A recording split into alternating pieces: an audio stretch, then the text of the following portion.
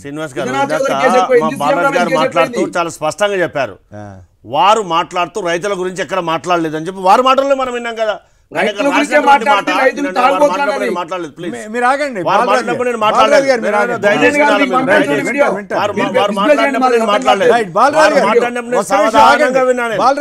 సావధానంగా విన్నాను. ఇద్దరు ఒకసారి మాట్లాడితే వినపడదు ఎవరికి. నేనేం చెప్తున్నా అంటే వారు మాట్లాడిన మాటల ఆధారంగా రైతులను ఎక్కడ మంత్రి గారు ప్రస్తావించలేదు. పింకు షర్ట్లు వేసుకొని వచ్చిండ్రు ఇద్దరు. ఈ విధంగా డిస్టర్బ్ చేయడం కరెక్ట్ కాదు అని చెప్పి స్వయంగా మంత్రి గారు మాట్లాడారని చెప్పి మాట్లాడారు. అదొక విషయం. అయితే హైదరాబాద్ బ్రాండ్ ఇమేజ్ పెంచడానికి ఎన్నికలు అవుతున్నప్పుడు ఎన్నికల నియమావళి అమల్లో ఉన్నప్పుడు కూడా మేము హైదరాబాద్ బ్రాండ్ ఇమేజ్ పెంచడానికి బ్యాంకు నిబంధనలు కూడా పాటించకుండా మేము ఏమన్నా చేస్తామంటే ఇది ఎక్కడ ప్రొసీజర్ ప్రకారం చేయవలసినటువంటి పని వాళ్ళు చేశారా? కనీసం క్యాబినెట్ అప్రూవల్ లేకుండా కనీసం బ్యాంకు నియమ నిబంధనలు పాటించకుండా మేము అధికారంలోకి వచ్చిన తర్వాత ఆర్బీఐకి ట్రాన్సాక్షన్స్ అన్ని ఆపేస్తామంటే 8 కోట్ల రూపాయలు ప్రజాప్రభుత్వము ఆర్బీఐకి ఫైన్ కట్టిందా లేదా? ఇవన్నీ కదా బ్రాండ్ ఇమేజ్ పెంచాలంటే ఏదంటే చేయొచ్చా? తర్వాత వారు చెప్పినటువంటి మాటని మేము నెక్స్ట్ గవర్నమెంట్ వస్తాం, మేము ఏదన్నా చేస్తాం, హైదరాబాద్లో ఉన్నటువంటి నాలాలన్నీ చెరువులన్నీ వివిధ సంస్థలకన్నీ కూడా అప్పచెప్తాం అంటే ఎంతవరకు కరెక్ట్? దాంట్లో భాగంగా ఎక్కడైతే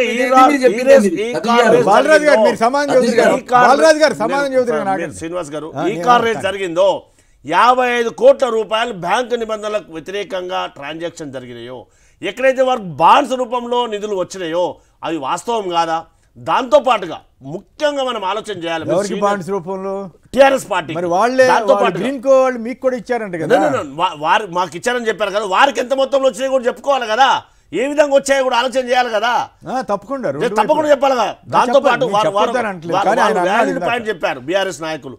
ఎస్, ఆ సంస్థ నిర్వాహకులు గౌరవ ముఖ్యమంత్రి గారిని వచ్చి విషయం చెప్తే మాకు తెలిసింది, ఈ విధంగా వాళ్ళు చేశారు, మాకు ఈ విధంగా చెప్పారు అని చెప్పిన తర్వాత మాకు తెలిసినటువంటి పరిస్థితి. కాబట్టి దీన్ని లోతుగా జప్తుకు వెళ్ళాల్సినటువంటి అవసరం ఉంది అని చెప్పి గౌరవ ముఖ్యమంత్రి గారు కల్పించుకొని దీన్ని ఎంక్వైరీ చేయాలని చెప్పి ఆదేశిస్తే అప్పుడు మళ్ళీ ఈడీ ఎంటర్ అయింది.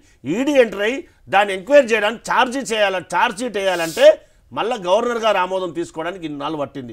ఖచ్చితంగా ఈ కార్ రేస్ ఫార్ములాలో వారు చేసినటువంటి బ్రాండ్ ఇమేజ్ కాదు, బ్రాండ్ ఇమేజ్ పేరుతో డబ్బులు దండుకున్నటువంటి పరిస్థితి ప్రత్యక్షంగా మనకు కనిపిస్తుంది కదా. ఎస్, వారు కడిగిన ముత్యమే, ఎలాంటి తప్పు చేయలేదు. మరి లొట్టపీస్ కేసు ఇదెంత అదెంత అని ఎందుకు మాట్లాడాలండి? ఎందుకంటే అహంకారపూరితమైనటువంటి మాటలు ఏం అవసరం చెప్పండి. నేను తప్పే చేయలేదండి, నేను తప్పే మాట్లాడలేదు, నేను ఎందుకు నాలుగు కలుసుకోవాల్సిన అవసరం వస్తుంది? ఒక మానవత్వం ఉన్న మనిషిగా మనం ఆలోచన చేయాలి కదా. సాటి మంత్రిగా ఒక షాడో ముఖ్యమంత్రిగా పనిచేసినటువంటి గౌరవ కేటీఆర్ గారు ఆ విధంగా ఏం చేస్తారు చెప్పండి. ఖచ్చితంగా ఛార్జ్ షీట్ వేస్తాం.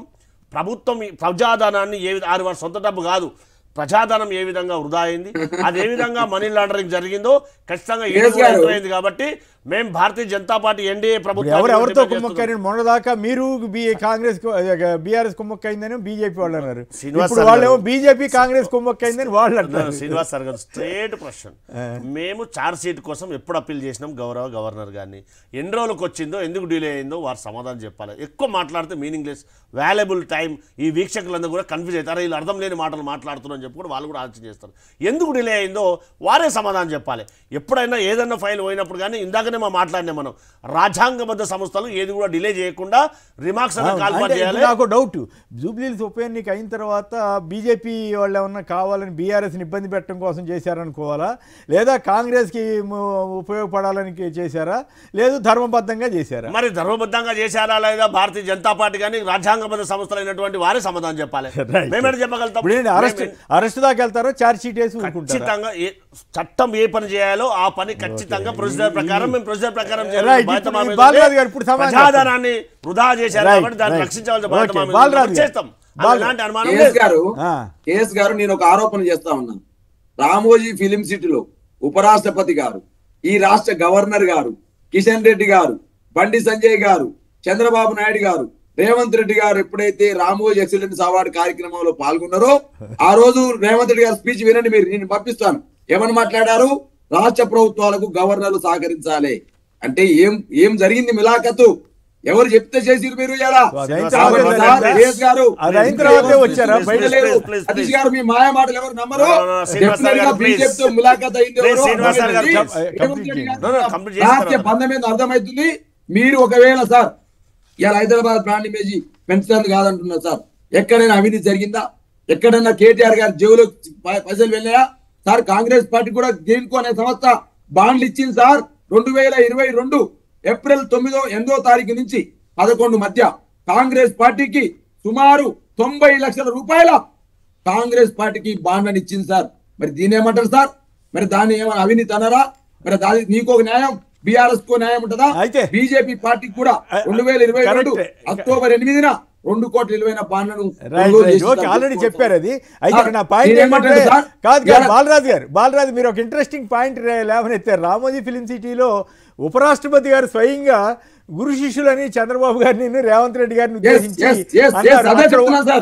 కాదు అక్కడ తెలుగుదేశం అట్లాగే బీజేపీ వాళ్ళతో పాటు బహుశా ఈయన ఒక్కడే ఉన్నట్టున్నారు. కాంగ్రెస్ ప్రతినిధిగా ఉన్నారా, అదే కాంగ్రెస్ ముఖ్యమంత్రిగా ఉన్నారు, ఈయన ఒక్కడే ఉన్నారా కాంగ్రెస్ పక్షాన్ని, ఇంకెవరైనా ఉన్నారా అన్నది నాకు సందేహం. అయితే ముఖ్యమంత్రి మాట్లాడుతున్న మాటల్ని అక్కడ సిపి రాధాకృష్ణకి అర్థం కాలే. ఏమంటుండండి అని అంటే వెంకయ్యనాయుడు గారు అడిగారు. వెంకయ్యనాయుడు గారు ఏం చెప్పారు? వెంకయ్యనాయుడు గారు ఉన్నప్పుడు బాగా సహకరించారు అన్ని ప్రభుత్వాలకు, మీరు కూడా అట్టే సహకరించమంటుండు, గవర్నర్లకు అదే చెప్తుందని చెప్పిన మాట వాస్తవం కాదా సార్? ఎవరితో ములాఖత్ అయ్యారు సార్? ఇవాళ 100% శ్రీధర్ బాబు గారు వీళ్ళందరూ కూడా వెళ్ళారు కదా, ఒక్క రేవంత్ రెడ్డి గారు వెళ్తేనే కుమ్మక్కని ఎట్లా అంటారు మీరు? అక్కడ మాటలు చూస్తే అదే కనపడుతుంది కదా సార్. రాష్ట్ర ప్రభుత్వాలు సహకరించాలి, గవర్నర్లు సహకరించాలి, తర్వాత ఈ పరిణామం జరిగిందంటారు మీరు.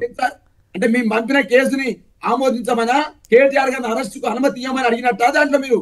కాబట్టి ఆ రోజు అయిపోయింది కార్యక్రమం, బట్టి అనుమతి వచ్చేసింది. దాని కనబడదా? కేఎస్ గారు మీరు సీనియర్ జర్నలిస్టు, అనేక సంవత్సరాల నుంచి రాజకీయాలు చూస్తా ఉన్నారు. ఇవాళ కేటీఆర్ గారు చేసిన తప్పేందో ఒకసారి కాంగ్రెస్ పార్టీ చెప్పాలి. నేను ఈ విషయంలో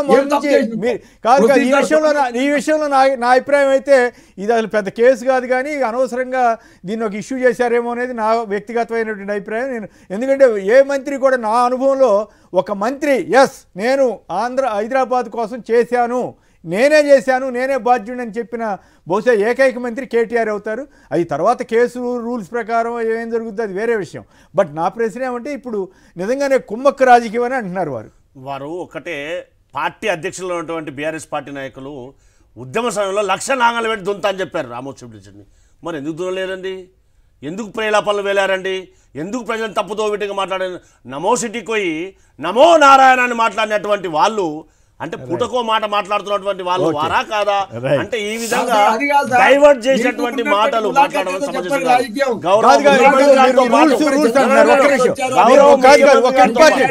ఇంపార్టెంట్ విషయం బాలరాజు గారు ఒక్క నిమిషం. ఇప్పుడు మీరు రూల్స్ నిబంధనలు అంటున్నారు కదా, మరి అర్ధరాత్రి కాడ ఒక మంత్రి గారి ఇంటికి వెళ్ళి హడావుడి చేశారు, తర్వాత ఏమైపోయినాయి ఆ రూల్స్? రాజీ దాంతో పాటు మా జిల్లా ఇన్ఛార్జ్ మంత్రి గారు ముందుకెళ్ళిందా? గన్బెట్టి బెదిరించారన్న కేసు ఏమైపోయింది? ఎవరో సిమెంట్ ఫ్యాక్టరీ అని మీరే కదా చెప్పింది.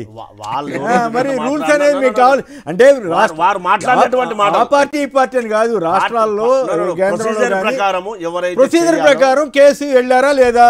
వెళ్ళినప్పుడు వాళ్ళని అరెస్ట్ చేశారా? చేయలేదు కదా. ఎందుకు చేయలేదు?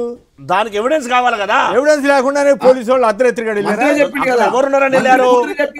శ్రీనివాస్ సార్ గారు బాగా తెలుసు అక్కడ ఎవరున్నారని వెళ్ళారు, ఎవరి కోసం వెళ్ళారు బాగా తెలుసు కదా. టైం అయిపోయింది, తెలుసుకోవాల్సింది. రైట్.